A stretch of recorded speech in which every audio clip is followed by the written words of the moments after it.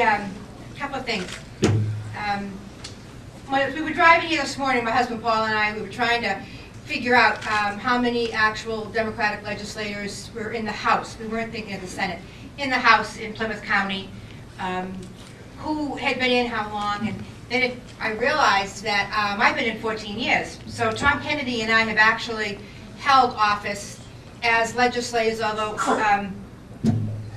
in the House for the longest time. So I think I'm going to start calling Alan and Tom and all the new guys, even Stephen. I don't care if you've been there already. We're going to call them whippersnappers.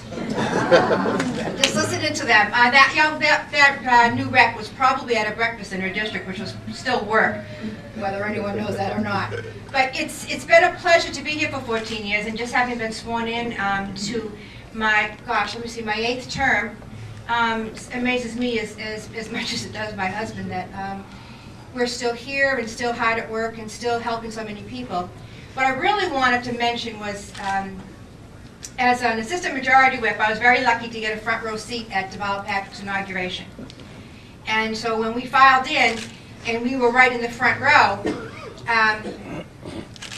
what I found at that inauguration, just amazing, was the faces of the people out in the crowd.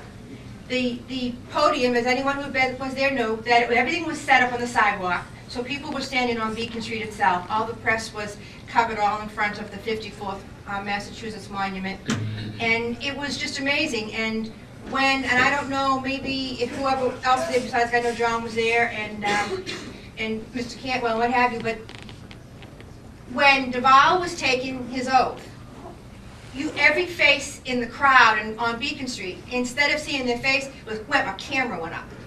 It was a camera just taking picture after picture. I did get a picture of all the cameras too.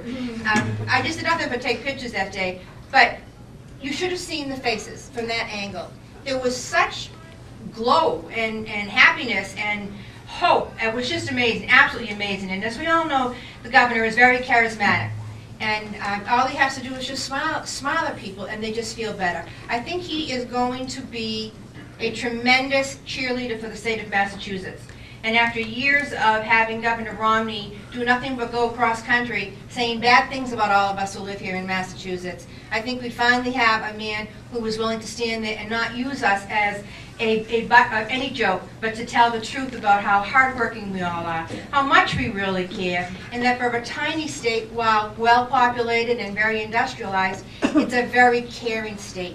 And I think that myself, having never served with a Democratic governor at all, it's going to be a great experience. And I can't tell you either how excited people are in the State House. There's actually a feeling of, wow, we might actually get to be allowed to walk into the governor's office, which we are, which is wonderful, which is, since Weld, I have not seen that. Weld would let you in and out. They were very decent people in that respect.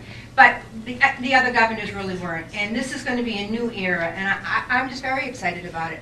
I actually had a personal phone call from Governor Patrick asking me what my priorities were for legislation and what my point of view was on issues. And no one has ever done that. Ever. And when he called, I was just absolutely amazed. And I absolutely said to him that I can't believe that you actually called me at home. And he says, well, it'll be the first of many calls. And that, I think, is going to be the truth. And I think it's going to be a wonderful 4 years.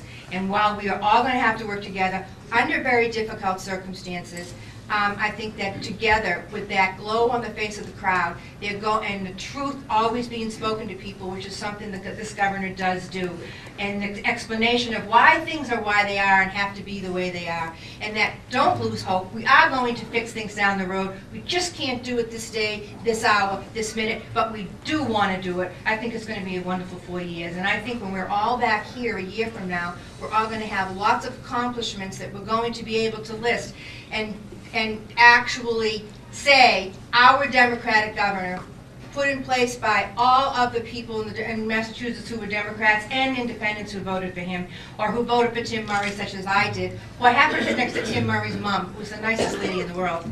We're going to be able to list all those accomplishments, and I think we're all going to feel very good about ourselves. And I think what we need to do, though, truthfully, is we all need to be very aware that, believe it or not, in the House, and as Tom O'Brien will tell you, there really is no real partisan bickering between the both sides of the aisle in the House. We really do all get along. But then they're very small, so they have to be nice to some extent, because there's not that many of them. And so we do get along. But I think they're going to try, now not having a Republican governor in the office, they're going to try to show some little bites once in a while. And so we need to be careful with what they might plan for certain legislative seats, or how they try to do their grassroots, or if they try to take John's playbook and restore things the way John did for us way back when he brought the whole league up to a higher level, into a higher level of participation. I think they're going to try to do some of that. So we'll need to be a little careful with that. I'm pleased to be here, and I hope to be here for many, many more years. And I again want to say how proud I am to be a member of the league. I'm very proud to be. My God, am I the only one? I guess Geraldine Creed and I are the only two women in Plymouth County that are in the House. Therese Murray and I came in together, but in the House, and so it's a pleasure. And while I welcome the two new legislators, the two men, I do wish you were women, but what are we going to do about that?